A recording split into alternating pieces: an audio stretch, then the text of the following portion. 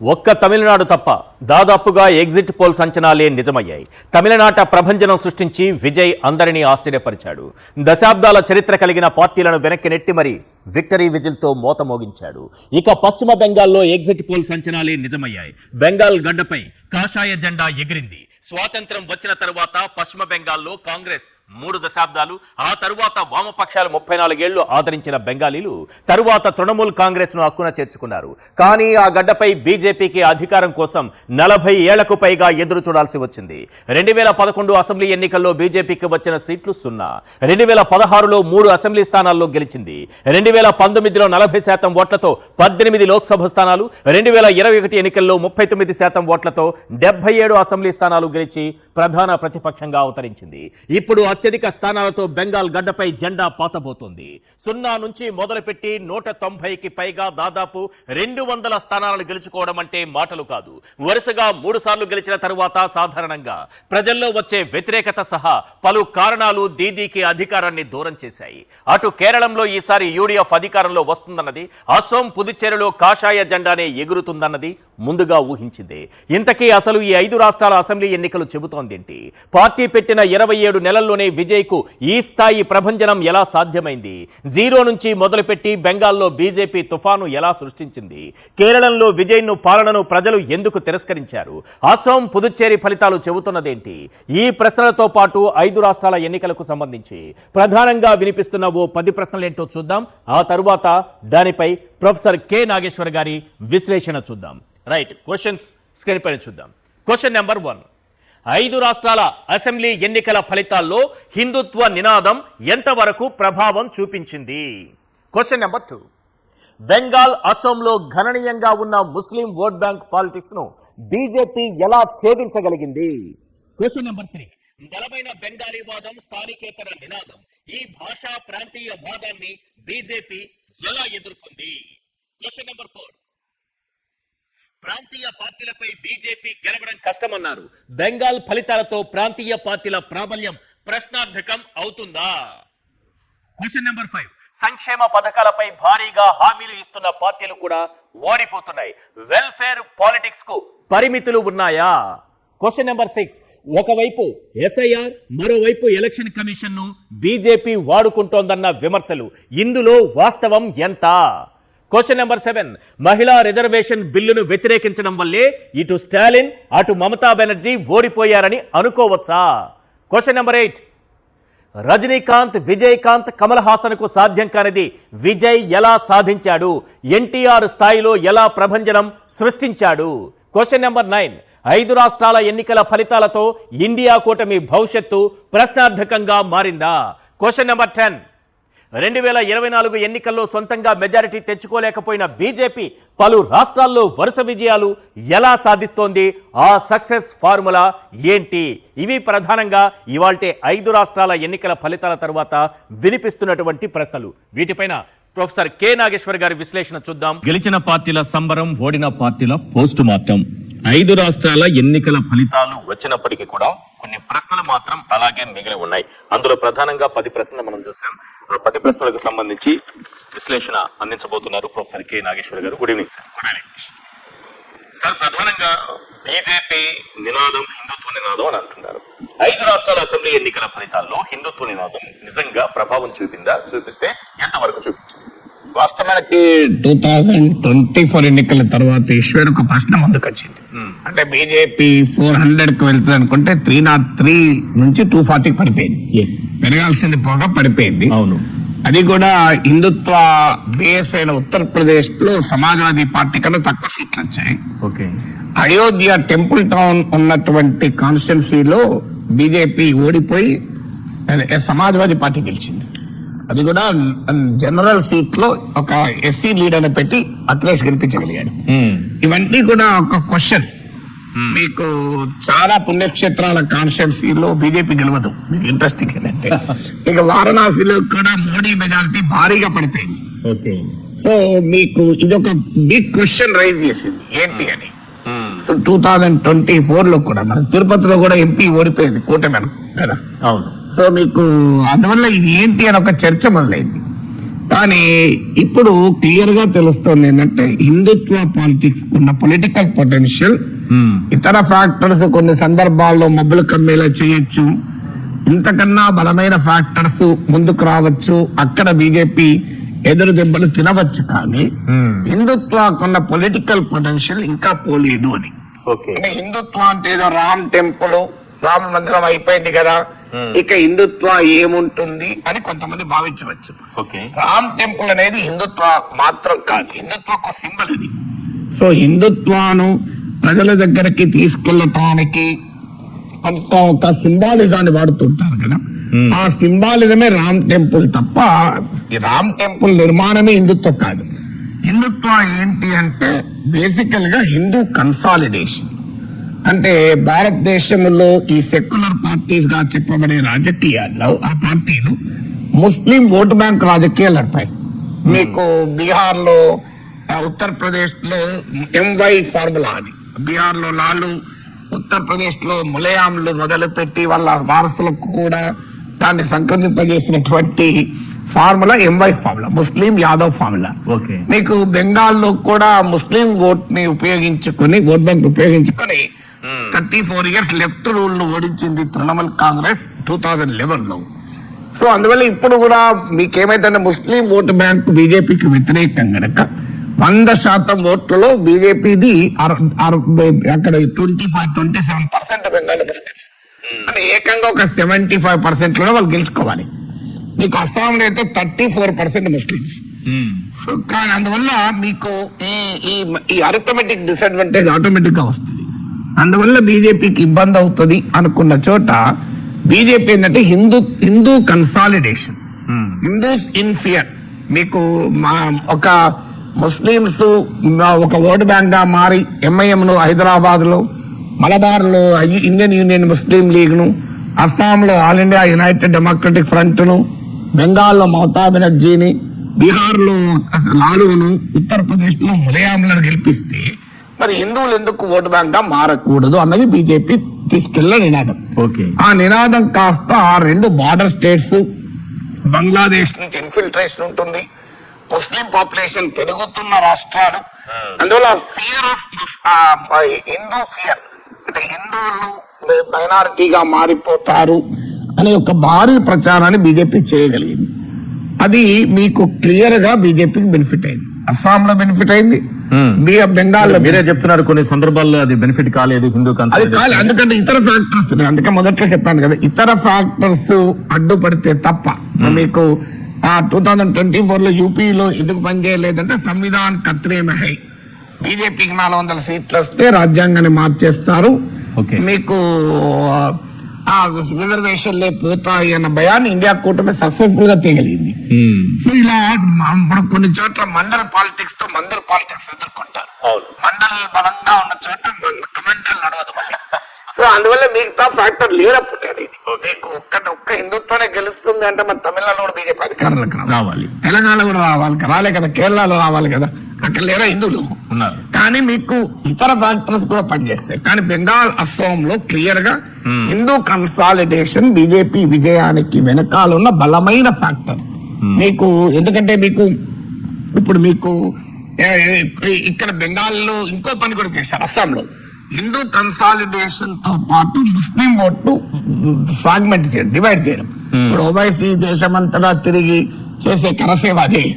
So ముస్లిం ఓట్లు divide చేస్తారు ఒక్క చోట పడకుండా. అలాగే సెక్యులర్ పార్టీస్ ముస్లిం పార్టీతో కలవకుండా చేయడం, ఇలాంటి ఎత్తుగడల వల్ల మీకు అస్సాంలో అస్సామీ స్పీకింగ్ ముస్లింస్ ను బెంగాలీ స్పీకింగ్ ముస్లిం డివైడ్ చేయడం, ఇలాంటి ఎత్తుగడల వల్ల హిందూ కన్సాలిడేషన్, ముస్లిం ఓట్ ఫ్రాగ్మెంటేషన్, ఈ 2 చేయడం వల్ల బీజేపీ క్లియర్ గా బెంగాల్, అస్సాంలో గెలవగలిగింది. రైట్. అదే బెంగాల్, అస్సాంలో గణనీయంగా ముస్లిం ఓట్ బ్యాంక్ ఉంది సార్. మీరేమో హిందూ కన్సాలిడేషన్ కొన్ని సందర్భాల్లో ఉపయోగపడి ఉండొచ్చు, కొన్ని సందర్భాల్లో ఉపయోగపడకపో ఉండొచ్చు, ఎందుకంటే దానికి ఫ్యాక్టర్స్ అనేకం మీరు చెప్తున్నారు. కానీ ఈ ముస్లిం ఓట్ బ్యాంక్ పాలిటిక్స్ ను బీజేపీ ఇటు బెంగాల్లో గానీ అటు అస్సాంలో గానీ ఎలా ఛేదించగలిగింది? అంటే that is the beauty of BJP politics కదా.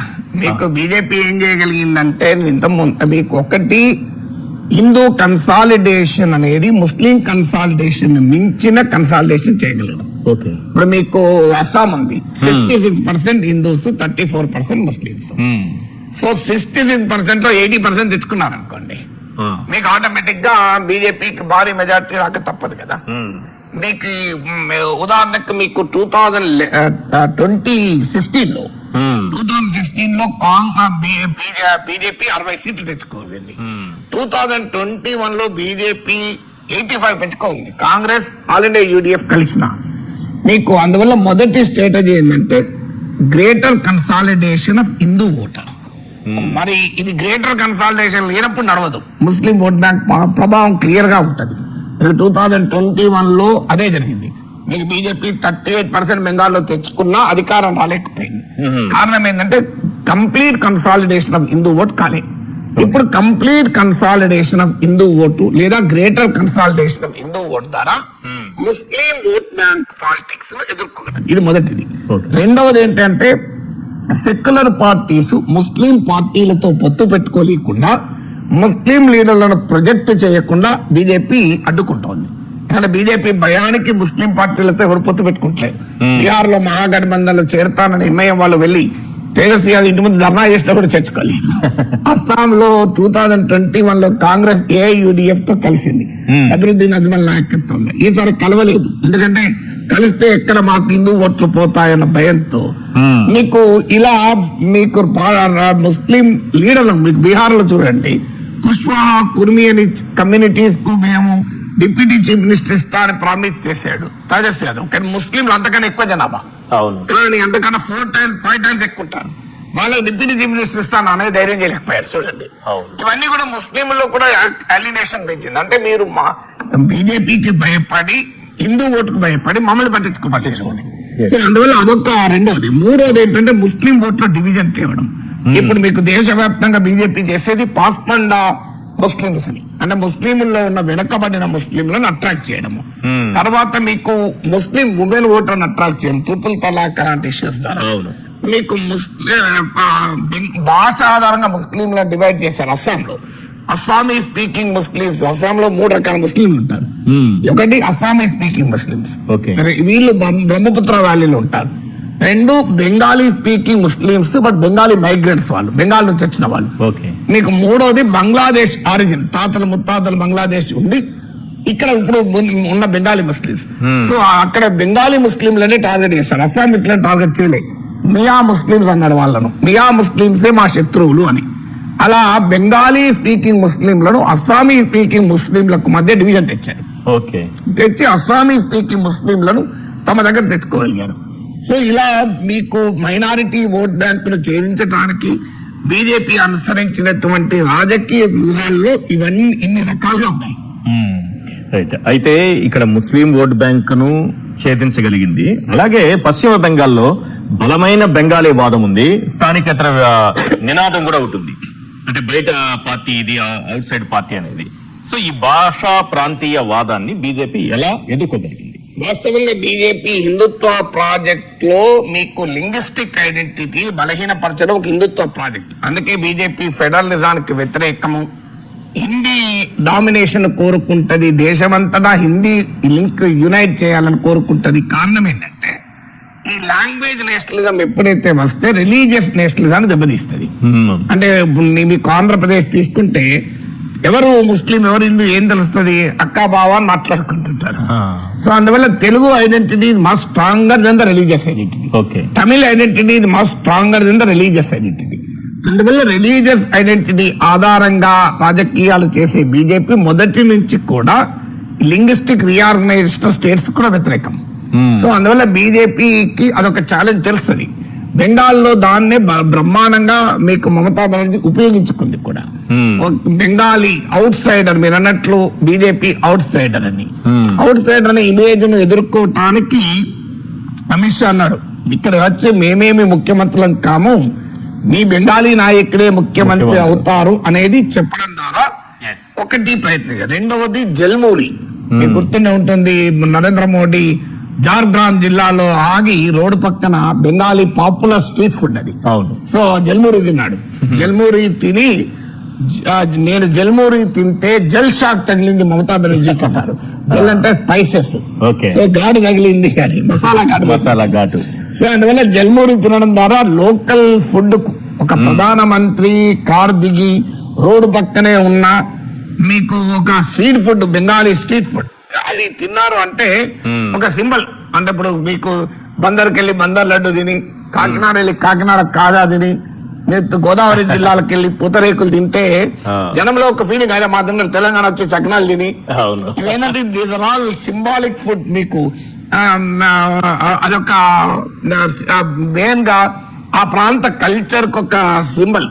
హైదరాబాద్ దమ్ బిర్యానీ తిని, హైదరాబాద్ వచ్చి దమ్ బిర్యానీ, మీరు రాహుల్ గాంధీ పారడైజ్ వెళ్ళి బిర్యానీ తినండి, రాహుల్ గాంధీ వెళ్ళి తినండి, పారడైజ్ బిర్యానీ సింబల్ హైదరాబాద్ కదా. సో వీళ్ళంతా కూడా మీకు పుట్టు అని ఉంటది కేరళలో, ఇవన్నీ యునిక్ ఫుడ్. కేరళకి వెళ్ళి పుట్టు తిని, సో ఇలా మీకు అక్కడ లోకల్ కల్చర్ తో ఐడెంటిఫై కావడం. తమిళనాడులో ఇడ్లీ సాంబార్ తిని, ఇడ్లీ సాంబార్ అంటే ఇంకొక తమిళనాడు ఉండదు మీకు, తెలంగాణ, ఆంధ్ర, కన్నడ అందరు తింటారు. కర్ణాటకకి వెళ్ళి బిసిబిల్లాబాద్ తినడం, ఇలా మీకు వడాపావ్ తినడం మహారాష్ట్రకి వెళ్ళి, ఇలా ఒక్కొక్క ప్రాంతానికి ఒక కల్చర్ ఉంటుంది, ఒక సింబలిజం ఉంటుంది. ఆ ఐడెంటిటీని తాను దగ్గరగా ఉన్నానని చెప్పడం.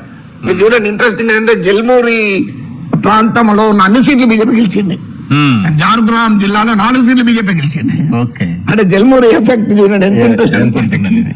సో అలా మీకు లోకల్ ఐడెంటిటీ. దాంతో పాటు హిందుత్వను రీఇన్వెంట్ చేసింది అక్కడ. మీకు ఎక్కడైనా జై శ్రీరామ్ అంటారు బీజేపీ. మీకు 2021 ఎలక్షన్ లో జై శ్రీరామ్ అన్నారు. సో శ్రీరామ ఉత్సవాలు పెద్ద ఎత్తున జరిపితే దానికి కౌంటర్ గా తృణమూల్ కాంగ్రెస్ దుర్గామాత ఉత్సవాలు మొదలు పెట్టారు. బెంగాల్కి వచ్చే వరకు ఏంటంటే శ్రీరామనవమి కన్నా దుర్గా ఫెస్టివల్ చాలా ఫేమస్, దుర్గా నవరాత్రి ఉత్సవం. సో ఈసారి ఏం చేశారంటే హిందుత్వకు జై శ్రీరామ్ కాదప్పుడు నినాదం, బెంగాల్ ఇచ్చిన నినాదం అంటే జై మాతా కాళీ, జై దుర్గామాత అని. సో అందువల్ల మీకు అస్సాంకి వెళ్ళి జై కామాఖ్య అన్నారు. అందువల్ల ఆ దేవతలకు కూడా భాష స్థానికతను ఇచ్చారు. Correct. Local candidates local status ఇచ్చారు. లోకల్ సో అలా బెంగాలీ ఐడెంటిటీని కలిసారు. తర్వాత బెంగాలీ ఐడెంటిటీకి భద్రలోక్ అంటారు. అంటే బెంగాలీలో ఉన్న upper class middle class they are very particular about Bengali identity. నేను మిగతా వాళ్ళకన్నా సబల్టన్ కాస్ట్ కన్నా వీళ్ళు బెంగాల్. అందువల్ల అక్కడ స్వామిక్ భట్టాచార్య అని, ఆ బెంగాలీ స్వపన్ దాస్ గుప్తా అని, అంటే బెంగాలీ భద్రలోక్ సింబల్ గా ఉన్న వాళ్ళను ప్రొజెక్ట్ చేశారు. సో ఇన్ని రకాలుగా బెంగాలీ ఐడెంటిటీని ఎంబ్రేస్ చేసి బెంగాలీ నేషనలిజం, బెంగాలీ హిందుత్వాన్ని మీకు నాగ్పూర్ లో RSS శాస్త్రం చాలక్ మోహన్ భగవత్ ఏకంగా భారత మాత, దుర్గామాత కలిపి ఒక టెంపుల్ ప్రారంభించాడు. అంటే ఇండియన్ నేషనలిజాన్ని, కల్చరల్ నేషనలిజాన్ని, రిలీజియస్ నేషనలిజాన్ని కలిపారు. సో అందువల్ల ఈ వ్యూహాలన్నీ రచించి reinvented Hindutva to reach out to the Bengali identity. అయితే ప్రాంతీయ పార్టీలతో పోటీ పడే విషయంలో, జాతీయ పార్టీ అయినటువంటి కాంగ్రెస్ తో పోటీ పడే విషయంలో కాంగ్రెస్ తో అయితే గెలుస్తుంది, కానీ ప్రాంతీయ పార్టీలతో బీజేపీ గెలవదనేది చాలా మంది చేసేటటువంటి విశ్లేషణ. కానీ ఇప్పుడు పరిస్థితులు మారుతున్నాయి అని అనిపిస్తోంది. బెంగాల్ ఫలితాలతో ప్రాంతీయ పార్టీల ప్రాబల్యం ప్రశ్నార్థకం అవుతుందా? అంటే మీకు బీజేపీ ఇది కొంత ఫ్యాక్ట్ ఎంపరికల్ బేస్ కూడా ఉంది. మీకు బీజేపీ ప్రస్థానం చూస్తే క్లియర్ గా కాంగ్రెస్ ఉన్న చోట బీజేపీ చాలా స్ట్రైక్ రేట్ ఎక్కువ, సక్సెస్ రేట్ ఎక్కువ. అంతటా బీజేపీ కాంగ్రెస్ ఉన్న చోట గెలిచిన అంటే తెలంగాణ, కర్ణాటకలో కాంగ్రెస్ బీజేపీ గెలిచింది కదా. బట్ డెఫినెట్ గా ఓవరాల్ గా తీసుకుంటే మీరు దేశం మొత్తం మీద కాంగ్రెస్ ఉన్న చోట బీజేపీ స్ట్రైక్ రేట్ ఎక్కువ, ప్రాంతీయ పార్టీలు ఉన్న చోట బీజేపీ స్ట్రైక్ రేట్ తక్కువ. ఎందుకంటే హిందుత్వకు ఒక రీజనల్ ఐడెంటిటీ, బెంగాలీ, తమిళ్, తెలంగాణ, ప్రాంతీయవాదము ఇవి బలంగా అడ్డుకట్ట వేశాయి. ఇది మీకు it is Born out by the empirical data also, ఇది ఫ్యాక్ట్. కానీ అదే సమయంలో బీజేపీకి ఉన్న కెపాసిటీ ఏంటంటే సెవరల్ మిత్స్ ను బీజేపీ పెనిట్రేట్ చేయగలుగుతుంది.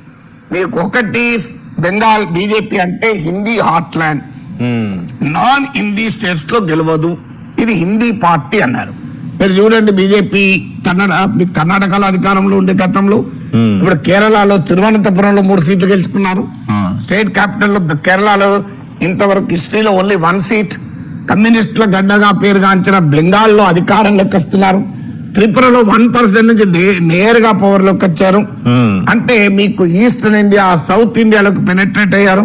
క్రిస్టియన్ మెజారిటీ ఉన్న నార్త్ ఈస్టర్న్ స్టేట్స్ లో గెలిచారు.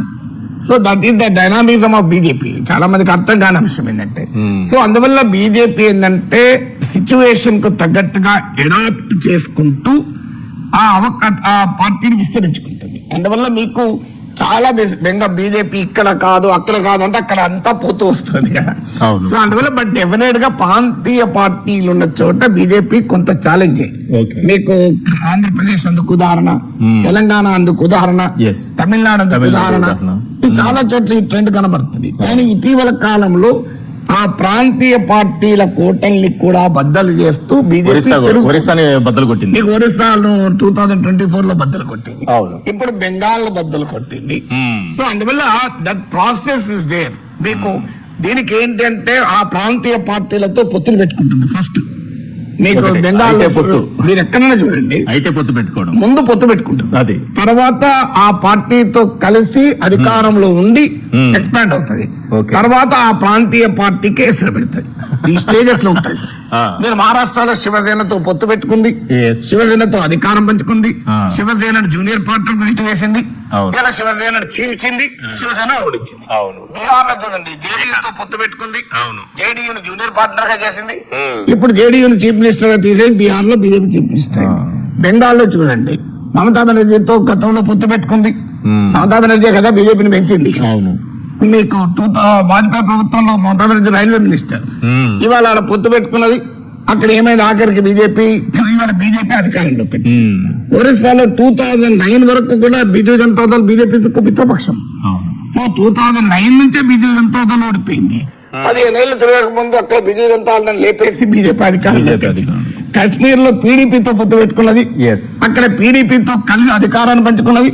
ఇవాళ బీజేపీ అదృష్టమైంది, బీజేపీ నెంబర్ 2 పొజిషన్ లో ఉంది. అక్కడ ఇవాళ నెంబర్ 2 జమ్మూ కాశ్మీర్ అసెంబ్లీలో ప్రధాన ప్రతిపక్షం స్థానాన్ని దాకా వచ్చింది. పొత్తు పెట్టుకున్న వాళ్ళని నెమ్మదిగా మింగేస్తూ. ఇప్పుడు బెంగాల్లో చూడండి మీరు అకాలీదళతో పొత్తు పెట్టుకున్నది, అకాలీదళ్ విడగొట్టింది. ఇప్పుడు అకాలీదళ్ ప్లేస్ దాటి బీజేపీ ముందుకు రావాలని చూస్తుంది. ఇప్పుడు అక్కడ పంజాబ్ లో మీరు ఇవాళ అకాలీదళ్ ప్రాంతమైన సిక్ ప్రాంతాలకు, రూరల్ పంజాబ్ లో కూడా బీజేపీ ఎక్స్పాండ్ చేస్తుంది. అందులో భాగంగానే ఆమ్ ఆద్మీ పార్టీ ఎంపీలందరినీ లాగేసింది ఆపరేషన్ పంజాబ్. ఇప్పుడు అకాలీ దళని పక్కన పెట్టినట్టు అవసరం వస్తే మళ్ళీ కలుస్తారు, అది వేరే విషయం.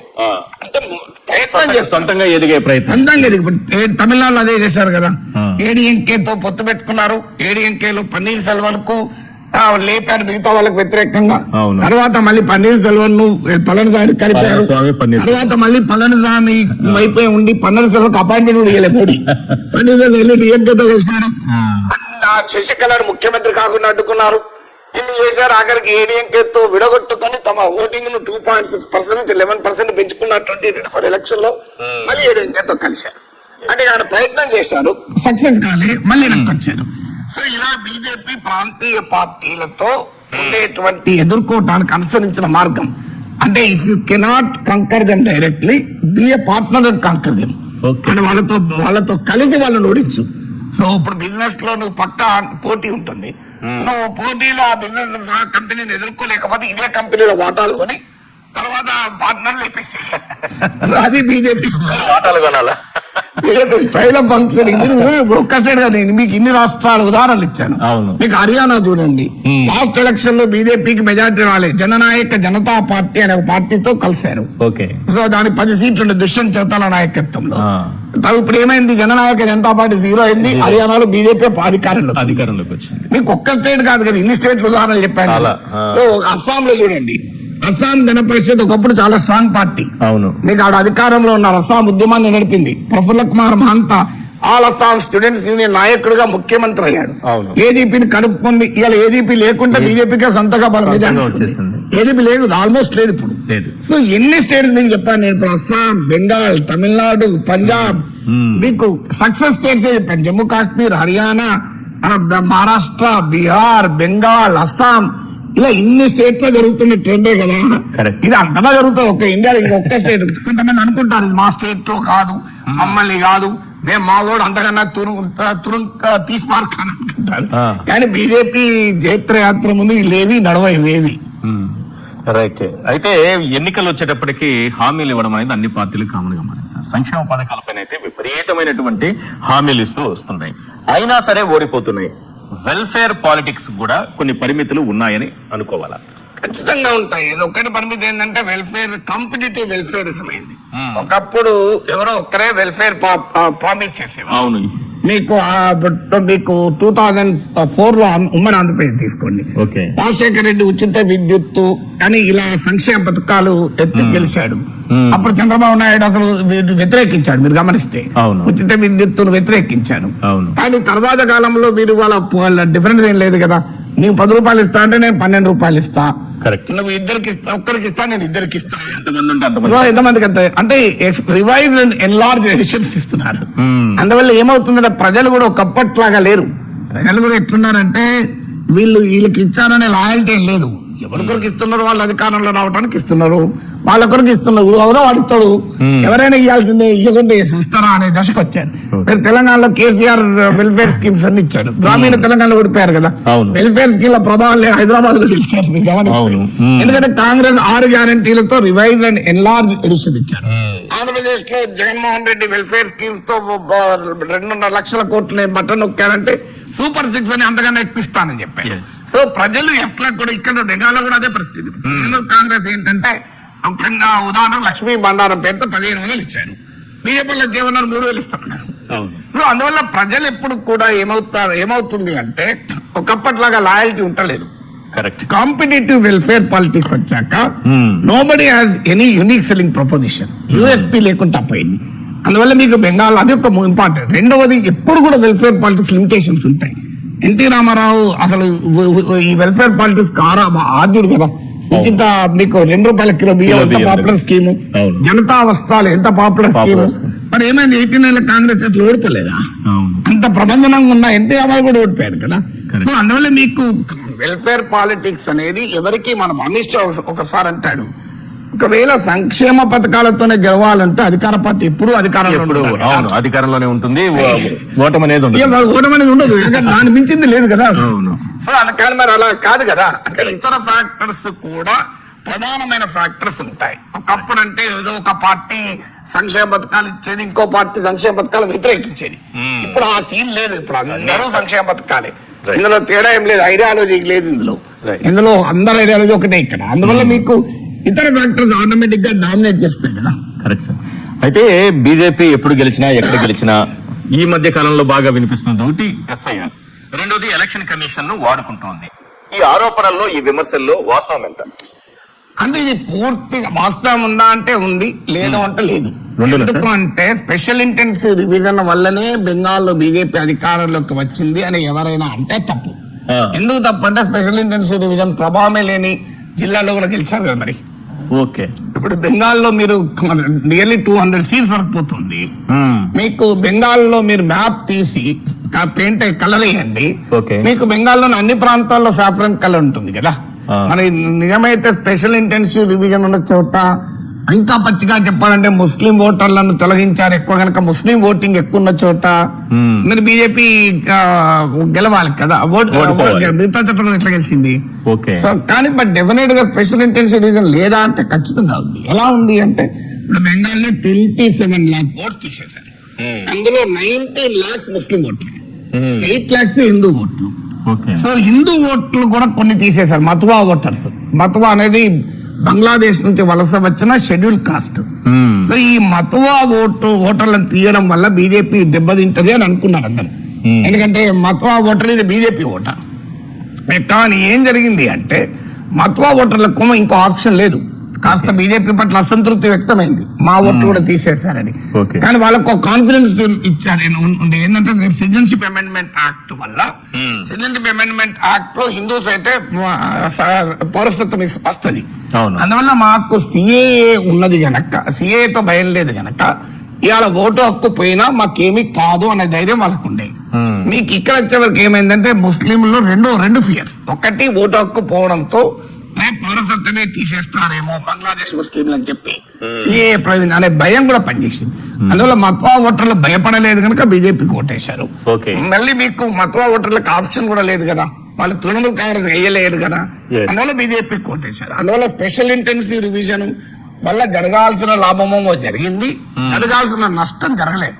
మీకు ముస్లిం ఓటర్లు ఎక్కువ మంది డిలీట్ కావడం వల్ల లాభం జరిగింది, హిందూ ఓటర్లు కూడా డిలీట్ అయినరు, కానీ దాని నష్టం జరగలేదు. కారణం ఏంటంటే హిందూ కన్సాలిడేషన్ బీజేపీ సక్సెస్ఫుల్ గా చేయగలిగింది గనక, సిఏఎఫ్ఆర్ వాళ్ళకు లేవు గనక హిందూ ఓట్లు దూరం, ఓట్లు పోయినందుకు మతవా ఓటర్లలో అసంతృప్తి ఉన్నా కూడా తర్వాత బీజేపీ ప్రతిపక్షాలు కూడా చేసే మిస్టేక్ ఏంటంటే స్పెషల్ ఇంటెన్సివ్ రివిజన్ లేదు, రాజకీయ పార్టీల సమస్య, ఓటర్ల కొరకు సమస్య, అందరి సమస్య కాదు కదా. అవును. ఇప్పుడు మీకు ఎవరైతే ఇప్పుడు ఉదాహరణకు బెంగాల్లో 6 కోట్ల పైన ఓటర్లు ఉన్నారు ఆఫ్టర్ ఎస్ఐఆర్, మీకు 6 కోట్ల సుమారు 7 కోట్ల ఓటర్లు. ఇందులో ఎంత మందికి ఇది ఎస్ఐఆర్ ఇష్యూ? 27 lakhs issue. కోల్పోయింది 20 లక్షలు కదా. ఈ 20 లక్షలు కూడా అన్ని ఒరిజినల్ ఓటర్లు కోల్పోయారు అనలేం కదా. ఇందులో చచ్చిపోయిన ఓటర్లు ఉంటారు, డూప్లికేట్ ఓటర్లు ఉంటారు, కదా. ఇందులో 27 లక్షల్లో జెన్యూన్ గా ఓటర్ అయ్యి సార్ స్పెషల్ ఇంటెన్సివ్ రివిజన్ వల్ల నష్టపోయిన వాళ్ళు 15 లక్షలు 20 లక్షలు ఉండొచ్చు, 10 లక్షలు ఉండొచ్చు, వాళ్ళకే సమస్య కదా. రాజకీయ పార్టీలు చేసే మిస్టేక్ ఏంటంటే ఆ సమస్యను అందరి సమస్యగా చూస్తారు. అందువల్ల ఆ స్వీయ మానసిక దృక్పథం. మీకు బీహార్ లో కూడా రాహుల్ గాంధీ ఎంటైర్ క్యాంపెయిన్ చూడండి మీరు, ఓట్ చోరీ చుట్టూ తిరిగింది. అసలు ప్రభుత్వం మీద వ్యతిరేకతను ఎదుర్కోవాల్సింది వదిలేసి మీకు అక్కడ అధికారంలో ఎన్డీఏ ప్రభుత్వం ఉంది కనుక దాని మీద ఫోకస్ వదిలేసి సార్ మీద ఫోకస్ పెడితే ఏమయ్యాడు?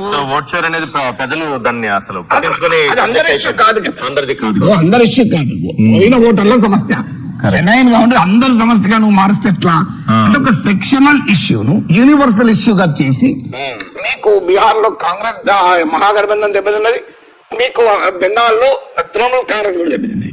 దాన్ని తర్వాత ఏది కూడా మనకు గుర్తుంచుకోండి, ఎనీథింగ్ ఏంటంటే ఓవర్ గా స్ట్రెచ్ చేస్తే అతి వినయం దుర్త లక్షణం, మీకు ఆలస్యం అమృతం విషయం, ఇవన్నీ మన సామెతలు పట్టుకోలేము.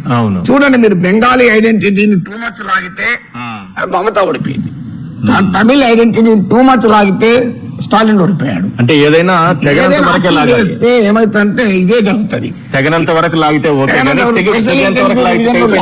లాగి లాగి ఎక్కడ దాకా లాగారు. కేంద్రం పైన పోరాటం, డిఎంకే కూడా కేంద్రంపై పోరాటం లాగి లాగి ఆఖరికి ఓడిపోయారు.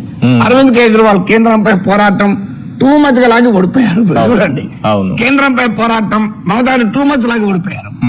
ఏది టూ మచ్ చేస్తున్నా అది దెబ్బతింటారు. అది అందుకే దానికి స్పెషల్ కనుక స్పెషల్ గానే ఉంచితే ఓకే, మీరు ఆ స్పెషల్ అందరికి స్పెషాలిటీ ఇస్తే అది స్పెషాలిటీ అవ్వదు కదా, అందరికి ఇస్తే అది స్పెషల్ కాదు కదా. రైట్ సార్, తమిళనాడు పాలిటిక్స్ మాట్లాడుకోవాలి. తమిళనాడులో పాలిటిక్స్ లో సినిమాల ప్రభావం ఎక్కువగా ఉంటుంది అని అంటున్నారు. ఒక రజనీకాంత్, ఒక కమల్ హాసన్, ఒక విజయకాంత్, వీళ్ళకి సాధ్యం కానిది ఒక విజయ్ ఎలా సాధించగలిగాడు? మొత్తం పాలిటిక్స్ అట్లా తిప్పి పడేసినట్టుగా కనిపిస్తోంది. అంటే మనం ఒక ఫిలిం స్టార్ అనే యాంగిల్ లోనే విజయ్ని చూసి ఫిలిం స్టార్ గనకనే గెలిచాడు అనే యాంగిల్ అయితే ప్రశ్న వస్తుంది. కానీ మీరు గమనించండి, తెలుగునాట కూడా ఎన్టీఆర్ గెలిచాడు, చిరంజీవి గెలవలేదు, ముఖ్యమంత్రి కాలేదు, పవన్ కళ్యాణ్ ముఖ్యమంత్రి కాలే, ఒకసారి అయితే ఎమ్మెల్యే కూడా కాలే, ఇంకోసారి డిప్యూటీ చీఫ్ మినిస్టర్ అయ్యాడు. సో ఇవన్నీ చూస్తే ఏమంటే అంటే ఒక స్టార్ పవరే సరిపోదు, స్టార్ పవర్ కు ఇతర పవర్స్ యాడ్ కావాలి.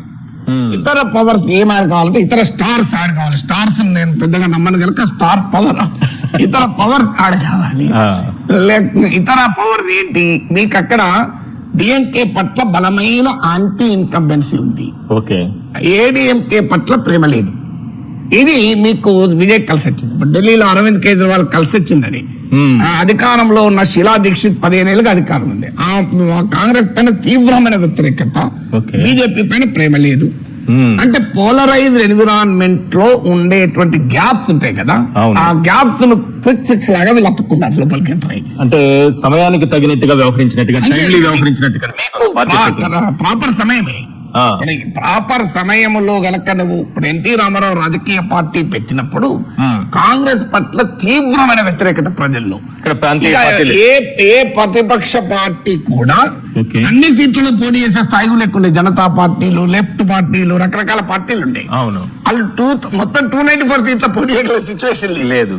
అప్పుడు ఎన్టీ రామారావు పార్టీ పెట్టి కాంగ్రెస్ ను ఓడించగలుగుతాడు అన్న విశ్వాసాన్ని కలిగిస్తే అదొక సునామీ అయి గెలిపించింది. మీకు చిరంజీవి కూడా పార్టీ పెట్టే సమయానికి Yes. కాంగ్రెస్ పార్టీ పట్ల రాజశేఖర రెడ్డి పాలన పట్ల వ్యతిరేకత లేదు అప్పటికి. మీకు అందుకే గమనించండి, 2004 లో గెలిచారు, 2009 లో కూడా గెలిచారు కదా. అవును, గెలిచారు. పెద్దగా అదనపు హామీలు ఏమి ఇవ్వకుండా గెలిచారు కదా. గెలిచారు. సీట్లు కొన్ని తగ్గచ్చు, ఏ పార్టీకి తగ్గుతాయి. అది కూడా ప్రజారాజ్యం ఎంటర్ కావడము, లోక్సత్తా ఎంటర్ కావడంతో ఫ్యాక్టరీస్ మారిపోతాయి కదా. అవును. కానీ మీరు గమనించండి, అంటే మిత్రపక్షాలు కూడా టిఆర్ఎస్ లెఫ్ట్ కాంగ్రెస్ తో 2004 లో 2009 లో టీడీపీతో వెళ్ళారు. అయినా కూడా మీకు గెలిచారు కదా. అందువల్ల రాజశేఖర రెడ్డి పట్ల ఇంకా ప్రజల్లో అభిమానము. చంద్రబాబు నాయుడు కూడా అప్పటికి బలమైన నాయకుడుగా ఉన్నాడు. అవును. అందువల్ల మీకు రెండు బలమైన నాయకులు, రెండు బలమైన పార్టీల మధ్య చిరంజీవి సమర్థవంతంగా తన స్పేస్ చూడలేకపోయాడు. అందువల్ల మీకు అందుకే థర్డ్ స్పేస్. వీళ్ళు రెండు పార్టీలు నచ్చిన వాళ్ళు 20% ఉంటారు. ఆ 20% లో 18% తెచ్చుకోవాలి. 18%. అందువల్ల మీకు థర్డ్ స్పేస్ మాత్రమే ఆక్రమించగలిగాడు. ఇందులో ఈ రెండిట్లో ఎవరినో రిప్లేస్ చేయగలిగేంత ఆల్టర్నేటివ్ గా తనకు తాను ప్రజెంట్ చేసుకోలేకపోయాడు. సో ఆ ప్రజెంటేషన్ చేయకపోవడం కూడా ఒక ఫ్యాక్టర్. అంటే రజనీకాంత్ కి, కమల్ హాసన్ కి మించిన పాపులారిటీ విజయ్ కుందా, లేకపోతే వాళ్ళందరూ వెనకడికి వేశారు? ఫిలిం పాపులారిటీలో మనము కొలబద్దలు, సినిమా స్టార్ల పాపులారిటీని కొలవటానికి ఏ మెథడ్ లేదు కదా. అవును. కానీ definitely is also equally popular. So అయితే ఒక పాయింట్ ఉంది, ఇందులో పాపులారిటీ ఉంటేనే సరిపోదు, ఆ రిస్క్ కూడా తీసుకోగలగాలి కదా. ఇది పాయింట్. నీకు రజనీకాంత్ రిస్క్ తీసుకోలేకపోయాడు. ఆయన ఏజ్ పర్మిట్ చేయలేదు, హెల్త్ పర్మిట్ చేయలేదు, ధైర్యం కూడా పర్మిట్ చేయలేదు. చుట్టూ ఉన్న వాళ్ళు కూడా పర్మిట్ వచ్చారు. పార్టీ పెట్టక ముందే పార్టీ రద్దయిపోయింది. సో అంటే భ్రూణ హత్యకు పాల్పడ్డాడు. సో మీకు ఇక్కడ వచ్చే వరకు ఏంటంటే కమల్ హాసన్ పార్టీ పెట్టాడు, కానీ వాస్తవంగా కమల్ హాసన్ కు మోర్ ఐడియాలజికల్ క్లారిటీ ఉన్నవాడు. అయినా కూడా కలవాలి. అందువల్ల మీకు ఇతర ఫ్యాక్టర్స్ కలిసి వచ్చినప్పుడు నేను ఎప్పటికంటుంటాను, 2004 కు ముందు చంద్రబాబు నాయుడు ప్రపంచ బ్యాంక్ విధానాల పైన తీవ్రమైన వ్యతిరేకత పెరుగుతున్న సమయంలో రాజశేఖర రెడ్డి పాదయాత్రకు మొదలు పెట్టక ముందు వెనక చిరంజీవి పార్టీ పెట్టుంటే మీకు it would have been different. అందువల్ల మీరు ఏ సమయంలో పార్టీ పెడతారు, ఏ కాంటెక్స్ట్ లో అన్నది కూడా ఇంపార్టెంట్ కదా. సో నీవు ఆ కాంటెక్స్ట్ ఆల్సో మ్యాటర్స్ లాట్. ఇప్పుడు విజయ్ కచ్చారికి ఏంటంటే డిఎంకే పట్ల తీవ్రమైన వ్యతిరేకత, ఏడీఎంకేమో పోస్ట్ జయలలిత ఎరాలో బలహీన పడింది. మీకు జయలలిత ఎరాలో ఎన్నికలే చూడండి మీరు, పళనిస్వామి, పన్నీర్ సెల్వం, శశికళ, దినకరన్, ఇలా రకరకాల ముక్కలైపోయింది ఏడీఎంకే. ఏడీఎంకేనేమో బలహీన వీక్ అయి ఏడీఎంకే ప్రజలకు విశ్వాసం ఇవ్వలేని ఈ స్థాయిలో కూడా సీట్లు వస్తుంది ఎవరు అనుకోండి. ఇది ఎలా సాధ్యమైంది సార్? ఎంత అంటే అక్కడ నిజంగా ఒక పాపులారిటీ ఫేస్ లేదు. అక్కడ మనం తీసుకోవాలి ఏడీఎంకే వేయాలంటే, కానీ 73 స్థానాల్లో ఎలా గెలవాలి? ఏంటంటే Palaniswami became an emerging leader. Chief minister గా 5 ఏళ్ళు ఉన్నాడు కదా. కరిష్మా లేకపోవచ్చు, కానీ పళనిస్వామి చాలా కన్సాలిడేట్ అయ్యాడు. తర్వాత ఏడీఎంకే పార్టీ ఉంది, ఆపరేట్ వస్తుంది కదా. విజయ్ కి లేని ఏడీఎంకే ఉన్నది వాస్తవంగా. సో ఏడీఎంకే ఏంటంటే క్షేత్రస్థాయి వరకు పార్టీ ఉంది. సో క్షేత్రస్థాయి వరకు పార్టీ ఉన్నప్పుడు ఏమవుతుందంటే, ఒక మొక్క మీరు చూడండి, ఎండిపోయాక కూడా మళ్ళీ కాస్త వాతావరణ పరిస్థితులు అనుకూలిస్తే మళ్ళీ పుంజుకుంటది. విజయ్ పైన కాన్ఫిడెన్స్ కనుక ఉంటే ఏడీఎంకే ఇంకా అడ్రస్ కూడా పోయింది. అయితే విజయ్ గెలుస్తాడు అనే కాన్ఫిడెన్స్ చాలా మందికి లేదు కదా. ఇప్పుడు ఓటర్లకు మీకు ఒపీనియన్ పోల్స్ ఏమో విజయ్ అసలు అడ్రస్ ఉండడు అన్నారు. ఎగ్జిట్ పోల్స్ అన్ని కూడా మెజారిటీ ఎగ్జిట్ పోల్స్ ఇండియా తప్ప ఎవరు అంటే దాన్ని బట్టి ఏంటంటే ప్రజల్లో కూడా విశ్వాసం లేదు. సార్ అట్లా కాదు, అసలు నిజంగానే అక్కడ ఎగ్జిట్ పోల్స్ జరిగాయా, లేకపోతే అన్ని ఒక వైపు ఉంటే రిజల్ట్ ఇంకో వైపు ఎలా వస్తుంది సార్? అది $1 మిలియన్ క్వశ్చన్. ఎక్కడ నుంచి ఎంటర్ అయ్యారు, ఎక్కడ ఎగ్జిట్ అయ్యారు? సింపుల్ లాజిక్, ఇంట్లో కూర్చొని లెక్కలేసుకొని డిఎంకే వ్యతిరేకత ఉంది, సో ఆ ఓట్లు కొంచెం తెలిస్తే అంటే there are 100 questions on exit polls. Exit poll వెనకాల కర్త కర్మ క్రియలు వరకు అని. సో అదొక different question. My point is ఇక్కడ మీకు విజయ్ ఏంటంటే మీకు ఇంకొక పాయింట్ కూడా ఉంది. మీకు తమిళనాడు పాపులేషన్ లో 40% యూత్, అంటే బిలో 40 years లో 40%. మీకు ఈ యంగర్ ఓటర్ జనరల్ గా పొలిటికల్ ఉంటారు, అంటే వాళ్ళు ఏ రాజకీయాలకు ఉండరు. యంగర్ ఓటర్ చాలా తొందరగా అసంతృప్తి చెందుతారు. మీకు ఓల్డ్ ఓటర్ కాస్త ఓపిక పడతాడు. ఈ యంగర్ ఓటర్ లో అసహనం ఉండే విజయ్ ఏమంటే తన ఫిలిం వల్ల యంగర్ ఓటర్ అట్రాక్ట్ చేయగలిగాడు. మీకు నేపాల్ లో మనం చూసాం కదా, బాలేంద్ర షా వెంటనే అక్కడ దాకా వచ్చేసాడు చూడండి, ప్రైమ్ మినిస్టర్ అయిపోయాడు. ఎస్టాబ్లిష్డ్ పార్టీస్ ను ఇలా వన్స్ ఇన్ లైఫ్ టైం వేస్తుంది ఇది. ఇది కానీ ఎప్పటికీ జరగదు. కానీ విజయ్ ఎందుకు ఏ పార్టీతోనూ పొత్తు పెట్టుకోకుండా ఇంత రెండు డిఎంకే ఏఐడిఎంకే బాగా అనుభవం ఉన్నటువంటి రెండు పార్టీలతో ఎలా ఢీ కొట్టగలను అనుకున్నారు? అంటే దాని ఆయన అనుకున్న కన్నా ఆయనకు అనివార్యం కూడా అయింది కదా. ఏ పార్టీ సినిమా స్టార్లు ఎవరైనా వాళ్ళకి తత్వం బోధపడితే తప్ప వాళ్ళు సెకండ్ ర్యాంక్ ఒప్పుకోరు. సినిమా స్టార్లు ఎవరు కూడా వాళ్ళు సినీ రంగంలో హీరోలుగా ఉంటారు కదా, అవును. హీరో పక్కనే ఉంటారు కదా మీకు యాక్టర్స్ గా. సో రాజకీయాల్లో కూడా వాళ్ళే నెంబర్ 1 సూపర్ స్టార్ గానే ఉండాలనుకుంటారు. అవును. అక్కడ ఏమైంది, డిఎంకే వారు ఎట్లాగో ఇలా వచ్చారు. ఏడీఎంకే తో యాక్చువల్ గా మంత్రాలు నడిచాయి. ఏడీఎంకే వాళ్ళు విజయ్ 137 సీట్లు, సగం సీట్లు అడిగారు. మీరు మోర్ దెన్ హాఫ్ సీట్లు అడిగారు. అవును. తర్వాత మీరు సీఎం పోస్ట్ అడిగారు. అది పళనిస్వామి ఎట్లా ఇస్తాడు, ఆయన ఆల్రెడీ సీఎం కదా. అవును. తన కుర్చీ ఇవ్వండి ఇస్తారా? ఇప్పుడు మీరు నన్ను గెస్ట్ గా వెళ్తారు కానీ యాంకర్ గా పిలవరు కదా. యాంకర్ వెళ్తే నేనేం చేయాలి సార్ అంటారు. సో అదే పరిస్థితి. కాంగ్రెస్ పార్టీ వాస్తవంగా ఆఫర్ చేశాడు, 60 సీట్లు ఆఫర్ చేశాడు. కాంగ్రెస్ ఏంటంటే పార్కిన్సన్ పాలిటిక్స్ అంటారు చూడండి, అట్లా వాళ్ళ సమయానికి డిసిషన్ తీసుకోలేరు వాళ్ళు. అంతేనా? సో వాళ్ళు ఒక ట్రైన్ వెళ్ళిపోయినాక రైల్వే స్టేషన్ వస్తుంది కాంగ్రెస్ పార్టీ. అందువల్ల వాళ్ళు స్టేషన్ వచ్చారు కానీ అప్పటికి రైలు వెళ్ళిపోయింది. అందువల్ల ఇప్పుడు అక్కడ ముందుకు పోయి విజయ్ ఆగిండు నెక్స్ట్ స్టేషన్ లో. అవును. ఇప్పుడు కాంగ్రెస్ పార్టీ కారు పట్టుకొని ఫాస్ట్ వెళ్ళి ఆ స్టేషన్ లో విజయ్ తో ఎక్కుదామని చూస్తున్నాడు. అవును. అందువల్ల మీకు ఈ ఫ్యాక్టర్స్ అని మీకు యంగర్ ఓటర్ అనేది కీలకమైన, అలాగే మహిళా ఉమెన్ ఓటర్. మీకు ఉమెన్ ఓటర్లకు జనరల్ గా ఫిలిం స్టార్లకు ఉమెన్ ఓటర్ ఎక్కువ ఉంటారు. అందువల్ల మీకు ఏం జరిగిందంటే మీరు ఎన్టీ రామారావు పార్టీ పెట్టినప్పుడు గుర్తు చేస్తే మీకు మెన్ ఓటర్ కన్నా ఉమెన్ ఓటర్స్ ఎక్కువ షిఫ్ట్ అయ్యారు ఫస్ట్. ఓకే. ఎందుకంటే వాళ్ళకి పెద్దగా రాజకీయాలు ఉండవు, ఉమెన్ లో ఎక్కువ మంది పాలిటిక్స్ ఉండవు. ఉన్నప్పుడు ఏమైతుందంటే వీళ్ళు ఒక్కరే వాళ్ళకి తెలుసు, పొలిటికల్ స్టార్లతో వాళ్ళు కనెక్ట్ అయి ఉండరు. అందువల్ల వాళ్ళ సినిమా స్టార్లతోనే కనెక్షన్ ఉంటుంది. సో ఇలాంటి ఫ్యాక్టర్స్ అన్ని కూడా విజయ్కి దోహదం చేశాయి. అంటే గ్రౌండ్ లెవెల్లో కమిటీలు కూడా ఏర్పాటు కాలేదు సరిగా అని కూడా అన్నారు. ఎట్లా? అంటే ఇప్పుడు కమిటీలు ఎన్నికలకు రకరకాల పద్ధతులు. అవును. మీరు ఒకటి కారు ఉంటే తొందరగా డెస్టినేషన్ చేస్తారు, కారు లేదనుకోండి ఒక గంట ముందు బయలుదేరి నడుచుకుంటూ పోయినా ముందే పోవచ్చు, కారు కన్నా కూడా ముందు పోవచ్చు ఒకసారి. మీకు అందువల్ల ఆర్గనైజేషన్ లేదు కరెక్ట్, కానీ ఓటర్ ఉన్నప్పుడు ఆర్గనైజేషన్ ఏంటి? ఇప్పుడు స్వచ్ఛందంగా ఓటు వేసే ప్రజలు ఉంటే ఆర్గనైజేషన్ మన ఎలక్షన్స్ ప్రెసిడెన్షియల్ అయిపోయాయి కదా, నాయకుని చేసి ఓటేస్తారు కదా.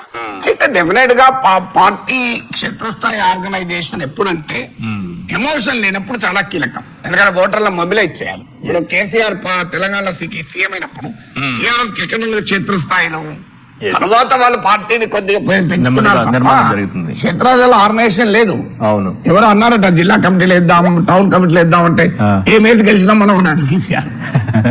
అయితే ఇప్పుడు మళ్ళీ తప్పదని ఇప్పుడు ఇప్పుడు తప్పదు.